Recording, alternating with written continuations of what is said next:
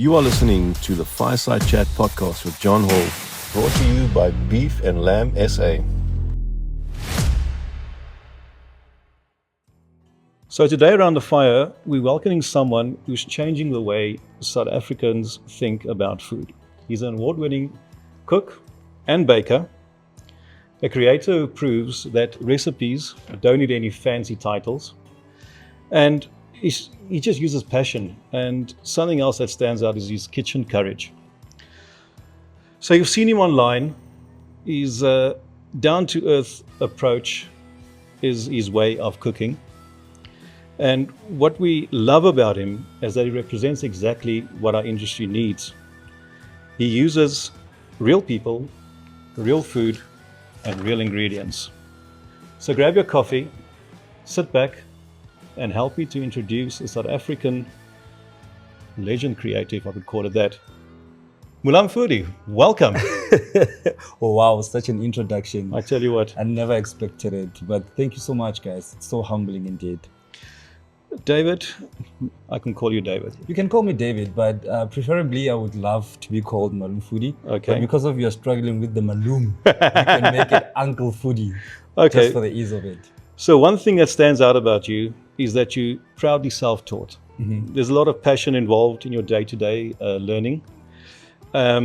Take us into your journey. How did it get you started? And when did you realize people connecting with your content?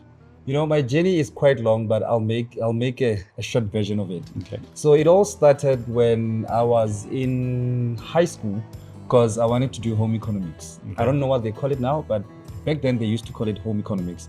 So, but because of I wanted to do math and science, and the schooling that I did, it was so rigid when it comes to subjects. So already they had structured subjects. So I wanted to do math, science, biology, and home economics. They said, no, you can't do home economics. Why else you going to be doing math and science?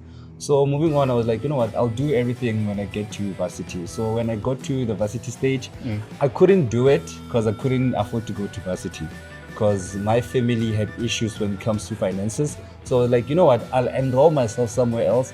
And the military presented itself as a good opportunity. But instead of going there as a chef, I decided to go there as a technician. Okay. So I worked as a technician, and I still work as a technician even now. But when I qualified in Makado, there's a place called Makado where they do jet aircraft. Okay. So if you see any jet aircraft that's being owned by the South African National Defence Force, just know somewhere, somehow I had a hand. Oh, that's amazing. Cool. All right. I know, right? And then when I came back this side, I was supposed to stay with my niece. Okay. And my niece was there, and I was the one who was doing the cooking. So she was like to me, you know what, uncle, you can cook actually. Let me tell you something, you can cook. How about you go on TikTok and showcase your cooking? I was like, no, TikTok is not for me. Because every time I got to see and witness or experience TikTok, people were just dancing. Yeah. And my dancing days were like long past me. Okay. I was like, no, I don't want to dance anymore. Yeah. So she was like, no, take your time. Just look at it and see what interests you much. But I can guarantee you that you're going to find people who are cooking. So because of, I believe in before you can force or before you can get someone to take your advice, first take their advice. Okay. And I did take their advice because I knew in future, by the way, I had to advise her with so many things. Yeah. But for me now, I needed to take her advice so that I can show that in life, it doesn't necessarily mean that the older ones are the only ones who can give an advice. Okay. So I took her advice. I went on TikTok. Next thing I see, my videos were all over the place. And she was like, you know what, Malum, you need to actually give yourself a name where people can resonate with you. And the only thing that came into my mind was Malum, because she was the one giving me advices, remember? Yeah. And she kept on referring to me as Malum, and Malum means uncle, by the way. So I go there. And then when I went there, I was like, okay, I need to be comfortable. Yeah. Which language am I comfortable with? And I was like, English. I was like, no, I've seen a lot of English people who do their food in English. And also, I didn't want to make people go out of their way to understand my recipes. Because you know, when you do something in English, you also need to know the jargons of that field. So I didn't want to make people to look around, saute on their dictionaries, to braise and all of those. I wanted to make it as simple as possible. And I realized that I'm very fluent when it comes to Spitori. I know a lot of people don't know what's Spitori, but Spitori, let me tell you guys, it's a mix of languages. predominantly Sepedi and Setswana, but we also have Afrikaans in it. We also have English, but for us, it's a language on its own. Right. So I decided to do that, and people gravitated towards me. I was like, oh well, I'm Malum Foodie, guys, and I'm back with another segment. So Commons Rur, meaning Rura Rura. So I have coined a thing whereby when I stir or mix or do whatever, I say Rura instead of Omte Rur, because Omte Rur is Afrikaans. Yeah. And then because of Ndebele, and Ndebele people have borrowed a lot of Afrikaner words. So Rura is one of them, but I had to double coin it to make it Rura Rura, and people fell in love with it. That's very cool. So I just want to give you a compliment because I've seen some of your content, and one thing that comes to mind is it's boundaryless. I've seen your photos, I've seen some of your content, it's very cool. Oh, so you know, taking simple ingredients and just, you know, evolving it to something spectacular like I've seen you do, it's amazing. So I want to compliment you on that.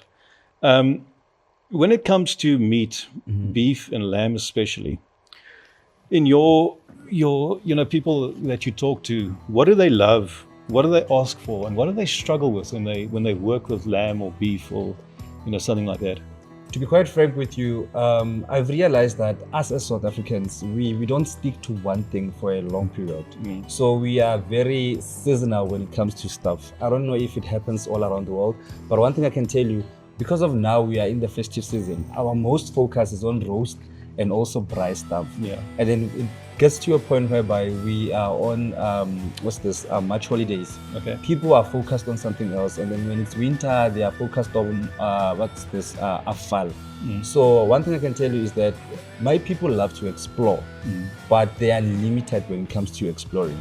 Like I've told you, roast is their thing, but they don't know which cuts to explore when it comes to roast. Because one thing they love is their stew meat. Okay. Whenever you do anything, braai or whatever, don't forget our stew meat. We love stew meat so much. Right. And we also love inyama entloko. Do you know what's inyama entloko? No, you have to help me.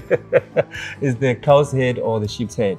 Oh, I love sheep's head. We do love it so much. We call it inyama entloko. We do love it so much. And also we do love mofodu. But again, they love to explore. Because I've seen when I've explored with different cuts and whatnot, they tend to ask me a lot, Malum Foodie, how do we cook this? How do we prepare this? Even the oxtail, they love oxtail. So I've realized that they are adventurous, but they limit themselves. They are just waiting for someone to actually show them how it's done. Because it gets difficult at times. Because even me, myself, sometimes when I see cuts that I've never worked with, I get a little bit intimidated, but because of I'm a self-taught cook, I go around doing my research just to see the basic methods of doing something like that, and then from there onwards I explore when it comes to tastes. So as part of our audience, we've got producers, farmers, feedlots, processors. What do you wish producers knew about the people buying and cooking their meat? You know, one thing I can tell you about consumers are not just stats. Consumers are humans. Consumers are people. And like I've previously said, people love to explore. But then people only love to explore when something is consistent. So farmers and everybody who brings the food to our table, please be consistent with your cuts. You cannot give me a thick cut today and then tomorrow you give me a lesser thicker cut. So we are very observant as consumers. And another thing is that consumers need to understand that people need to be educated. Yeah. Like I've said previously, we love our stew, but then when I explore with some other cuts, people gravitate towards them because they're like, we want to explore them. And we trust this guy because of this guy's consistency throughout the years for teaching us how to cook and whatnot. So people love consistency and also people love to explore. But before they can explore, give them a little bit prep talk or educate them on whatever you are offering on the table, because consumers love to be educated a lot. I'm going to give you a curveball. Okay, cool. I'm going to ask you a curveball or present a curveball. So let's talk health or let's talk health ideas or trends. Have we got that in South Africa? What do you think? Us as a nation, I'm going to be honest with this one. When last were you on a diet? Never. Same applies to me. Yeah. So us as a nation, we don't love going on a diet because of we are a nation that loves food. Yeah. We celebrate food so much. So the best that we can do for people like me is to teach others to incorporate veggies in their food and also to have a well-balanced meal, because you cannot have a lot of starch in one plate. You need to balance it with protein, and protein is quite important. And the moment you tell people that you need protein, they think about those manufactured protein stuff and whatnot. No, red meat gives you the protein that you need. It does actually. So you need to well balance it. And also with different cuts comes different kind of fats in them. So if you need to reduce fat, you must know which cuts to take on your meat. And then if you need more fat, because guys, there's no such thing as unhealthy. Things that need to be in moderation, especially when we talk about red meat. Red meat is the most natural thing ever. Cows are very natural. We don't manufacture them in a factory. We grow them. So they're the most healthiest things ever. And also when it comes to health, like I've said, you need to balance. You need to balance, because I know as we indulge a lot. I want my chakalaka, I want my potato, I want my steak, I also want my lamb stew in one plate. But the best that you can do for yourself is to eat everything in moderation. And also remember, during the week, not everyone celebrates during the week. We come from work or wherever we do, from school and whatnot. So that's when you start checking your diet. Weekends, you can go all out, guys. Weekends, you can go all out. But just know when it comes to during the week, that's where you train your mind and your body to adapt to certain situations. And I love what you just said. You know, over the weekend, I think we're probably one of the only nations in the world that when we braai, before you braai a plunky steak, but that's not the actual braai. But before you're gonna dish up something, you have a couple of slices of biltong and droewors and something like that. That's before you braai. That's like pre-braai, and then we braai. That's true. I think that culture. It's one of those cultures whereby you as a consumer, you have so much trust. About people who produce the food. So our producers of food, they are quite generous with us, because in most cases we don't struggle with things like meat. Our meat, we know, is the healthiest, the most meatiest, the most natural that you can ever get around the world. So that's why we sometimes overindulge, because we get the best quality. And as you know, if you travel, you'll see. You know, you've seen when you're abroad or somewhere in Europe, or not taking anything away from them, but if you come back and you land, the first thing I do is I come back and I braai. Because you can't get steaks there, proper steaks. We love our meat like you said. That's true, because it gets to a point whereby when you go to a butcher, they will also tell you that, do you want beef patty? You're like, yeah. They're like, we are out of beef patties, we are busy making them. And then by the time you peep, you can see that they are making it from one of the cuts from the cow. So that's how fortunate we are in South Africa.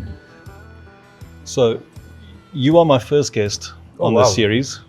So all my guests will bring me a mystery cut, and we will either braai it or cook it, or we'll see. I don't know what they're bringing, so we'll see what happens.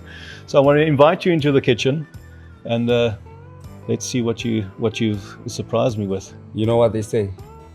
A boere man maak 'n plan. I love that. Let's go. So like I told you, I was gonna surprise you, and we'll be doing some shisa nyama. Okay. I know you're expecting like better cuts. But I brought you this. Okay. Do you know which cut is this one? No, educate me, please. You have to educate me. Prime cut, prime beef. That's the one. Okay. That's the prime cut. This is like more or less like a steak. Thick as it is. It doesn't need much. So one thing I like about beef, it doesn't need a lot of spicing, a lot of marinating and whatnot, because what you're trying to do actually, you're trying to get the taste of the beef, where else you have seasoned it so much, and then you must be generous with the seasoning. And then this is the short rib cut, and this one is the perfect shisa nyama that we used, the cuts for shisa nyama. So I see a lot of spices. What do we have? I have garlic. I love garlic. This is garlic powder. I love garlic. Everyone who has been cooking with my cooking recipes, they know how much I love garlic. I love garlic because of its whole flavor that it brings and aroma that it brings. And then paprika, I just love paprika because I feel like paprika is that natural spice that you can't go wrong with. Gives a bit of smoky. And also the pepper, what it does, the pepper, it brings in a lot of flavor. So it's either you can put a generous amount or just a bit. It brings out this marbling taste that we want. Okay. The one that we were talking about. A lot of people don't understand the science behind salting your food or meat in general. Not only for taste, but what it does is more like your binder. It binds all the taste and it enhances everything that you've put in. Okay, so now we're going hands in, we're rubbing. Yes, please. So you don't put any oil on there to bind it or anything. You just do like a dry rub like this. I love it with the dry rub because one thing I can tell you is that this whole thing, the meat itself, it has a lot of oil. Yeah, so you don't all need the fats much. on there. So I think we are good to go. We're good to go. I think that fire's ready for us.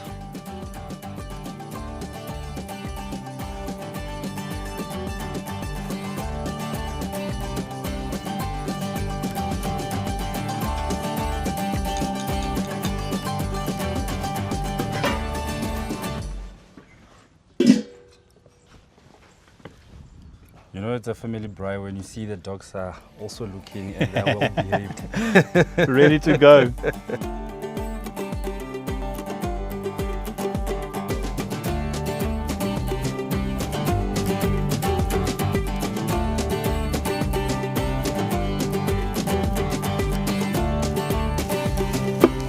Oh, thanks, David. You're most welcome. Thanks for being my guest today. And I want to thank you for giving us this lovely content that you produce. On behalf of the consumers, don't stop. I won't. Carry on. I won't. We love your work. I think it's time to eat. And thank you guys for trusting me. And of course, I want to eat. What do you mean? You can't braai without me eating. Let's go. Let's go.